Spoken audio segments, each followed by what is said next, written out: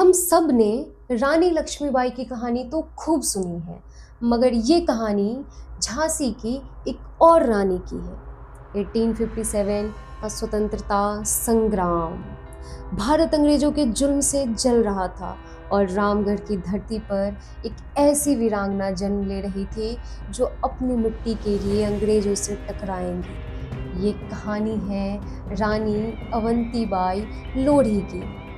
जब राजा विक्रमादित्य लोधी का निधन हुआ तो रामगढ़ अंग्रेजों के कब्जे में आने लगा, मगर एक रानी थी जो झुकने को तैयार नहीं थी।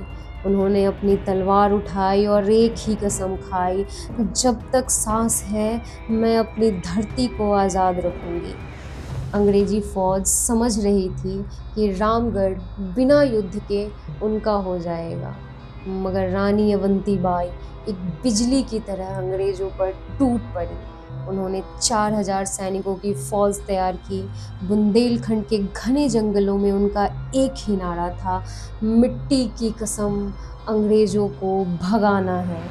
उनकी सेना ने गुरिल्ला वॉरफेयर अपनाया। रात के घने अंधेरे में अंग्रेजों के थानों पे आक्रमण होता और सुबह रानी का फौज हवा की तरह गायब हो जाती।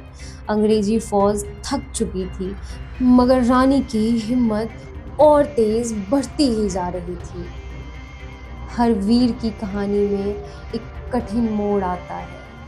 अंग्रेजों ने एक बड़ा सेना रामगढ़ के ऊपर भेज दिया, लेकिन रानी अवंतीबाई हार मानने को तैयार नहीं थी। वे खुद जंग की मैदान में तलवार लेकर उतर पड़ी।